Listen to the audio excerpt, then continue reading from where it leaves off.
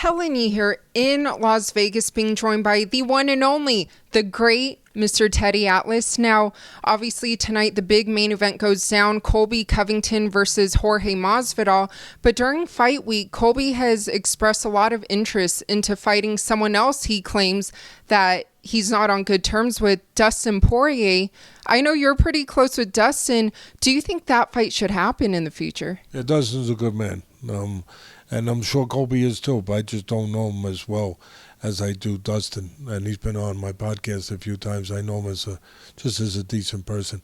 And mostly MMA fighters, UFC, MMA period, are really, they might put their show on, but they're good people. They really are. As far as fighting him, listen, Dustin, can speak for himself. I mean, he's fought everybody. He's come up the right way, Dustin. That's one thing. He's come up the hard way, the right way that he's earned his way, as Colby has.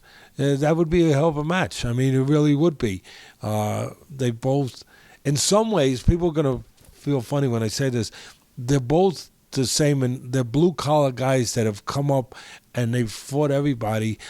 Dustin, a little bit more so, because that was the path, that was the journey that he had to take. And, he's got, obviously, more fights. But Colby, with all the talk and everything, he's been in there with the best guys. And when I say blue collar, I mean it in the most respectful terms, that there's not one area where, you see the super special athleticism, talent off the charts, like you might see with, say, an Adesanya, where you got that different sort of space of athleticism where he can kind of create it as he does it. Kind of like I talk about it a lot of times, like a Louis Armstrong on the horn, just make up his own music. He's more instinctive. He does things that way. He just creates it as he's there. These guys are more conventional. You can't say they're off the charts in one area, but they're really, really good in all areas. They got good chins, they're good punches, they can strike, they can go on the floor, both of them on the mat, and show jiu-jitsu, wrestling, grappling, all those skills. And they're in that way, they're very similar, And it would be an interesting fight, but, I don't have to send a memo out there to Mr. Covington. He's got tough business tonight, against Masvidal. It should be interesting. But I know that Dustin, he's a frequent guest, a recurring guest on your podcast, The Fight with Teddy Atlas, which is an awesome podcast on your YouTube channel. And he's told you that he is interested in fighting Nate Diaz. Why do you think that fight hasn't materialized yet?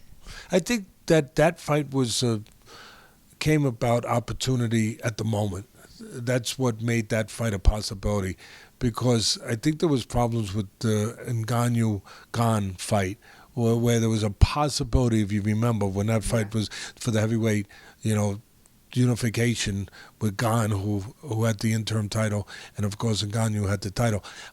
There was some possible problems with that fight leading up to it. So I think, I don't want to put anything out there in Dana White's mouth, and I'm not, but I just think from the little bit I know peripherally what was going on, that was a smart backup plan to have just in case that fight, maybe at the 11th hour, fell out, where they wanted to see if they would be available to put that fight on, to add that fight. This way they could save the card if Ngannou and Gane didn't happen. And also, remember, Ngannou had hurt his knee. So there was a lot of things going on there that could have put that fight in possible peril. So I think it was a backup, a contingency plan that was being put together by Dana White, who's smart with that stuff. Obviously, that's why he's built this damn thing to the monster that it is. And he wasn't going to get caught short. didn't turn out that they needed it.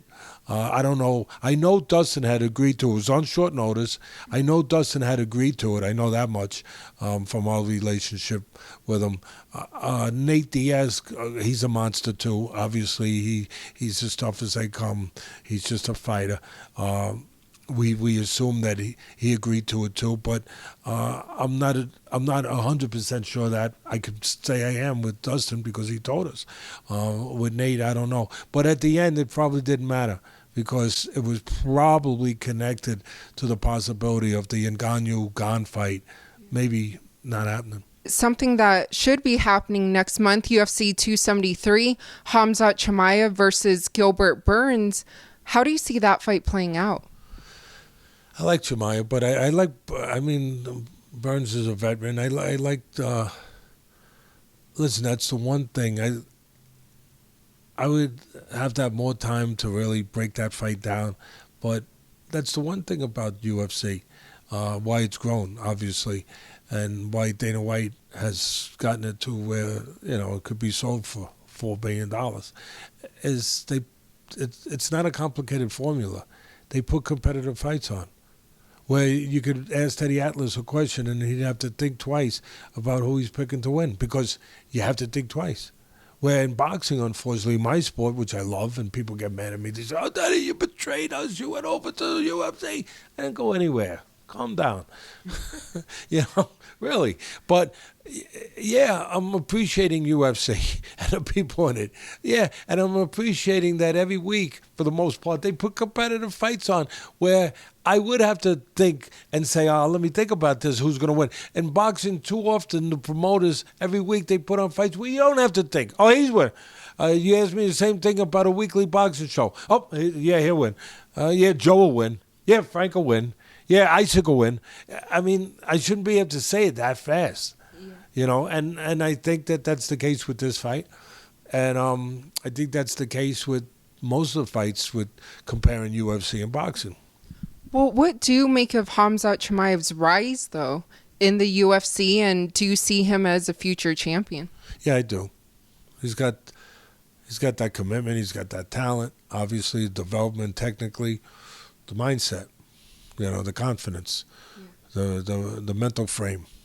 I see guys coming up from parts of the world, similar parts of the world, that it's not an accident, some of them, that they have that mindset, that they have that warrior mentality, they have that seriousness.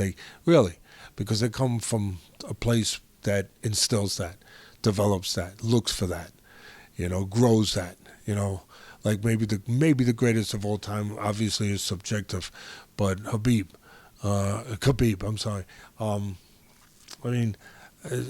Where he comes from, you're born to be a warrior. There's a certain expectation of behavior like a warrior. That's kind of taught, bred, if you will, and aspire to. It's an honor. To behave that way, those are the kind of guys that, there's a fighter like that my fighter fought. We lost to him to unify a couple of years ago, to unify the light heavyweight title, and better be if. And I guess I wanted to forget because he beat my guy, so I wanted to forget for a second. But I have a lot of respect for him and just fighters like him that come with that mentality, and I'll never forget it. It was a hell of a fight. My guy was winning the fight, actually, going into the 10th round, and hell of a fight. And better be if afterwards, and you don't hear this too often. And again, I think it's connected to the way he was brought up, where he comes from, what the expectations of your behavior is, and your honor system, if you will. I wish we had more of that in this world today. We'd have less problems. And he said in his interview afterwards, it was an honor to share the ring with a fellow gladiator or a fellow warrior that behaved that way and gave me my hardest fight so far in my career. It was an honor to share the ring with him. Wow, think about that. Really. Yeah. And that tells you everything you got to know about why the guy's the way he is. Yeah. That he thinks, and he's brought up to think in that way. That it's an honor to fight the toughest fight he fought, and he took a lot of shots because he was in there with someone that was willing to engage him in that kind of way, and that was that worthwhile.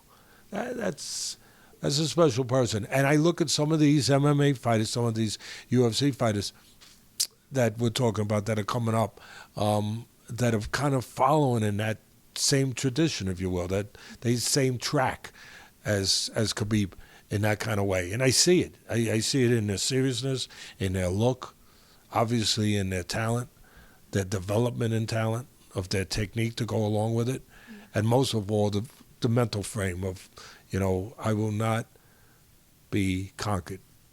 I am here to conquer. I will not be conquered. It's pretty cool. Yeah, definitely. And lastly, in the boxing world, a couple days ago, it was reported that it's rumored Gervonta Davis versus Rolly Romero will be rebooked for June. Do you like that rebooking in that fight? I don't know. I like both fighters. Gervonta Davis, I think, is so much more than what people recognize him to be in some ways. Not that some don't recognize him the way that I'm about to say, but he's more than just a dynamite puncher. He is a dynamite puncher, there's no doubt about that. But he is a solid, all-around, dimensional fighter. He can counterpunch, he can go get you, he can box. He'll put punches together, go to the body, obviously the head. He matches up with just about any style you put him in there with.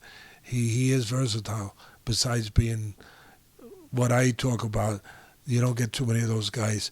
Punches are not made; they're born. They're born, yeah. And he's one of those.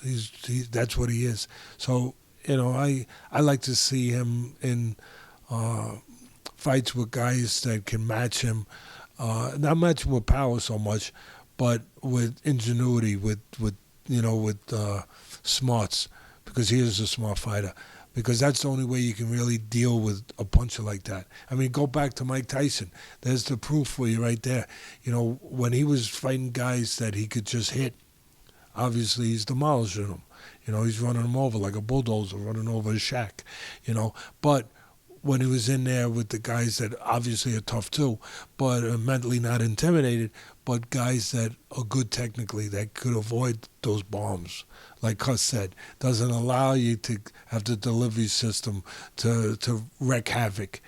Just leave a hole in the ground and you go swimming when it rains. I had said to the great Schmo when I was on his interview, if you haven't seen it, watch it, talking about that's not enough to just be a great puncher. You have to have a way of getting it to the target. I always find it intriguing to see if a guy like Gervonta Davis, when you match him with a guy that might be hard to get that power to the target, what happens? Yeah, definitely. And for all your fans, what would you like to let them know? I appreciate you guys. I appreciate if you care about other people. It's not complicated. We know we need more of that. I try to be better every day. God knows, about just understanding how it's important sometimes to just take the time to talk to somebody, to be decent, to be nice. You don't have to write them a check for $100,000 to change their life. That would help. But if you just take a little time and talk to them, that's worth more than $100,000 sometimes. We should think about those things. That's all.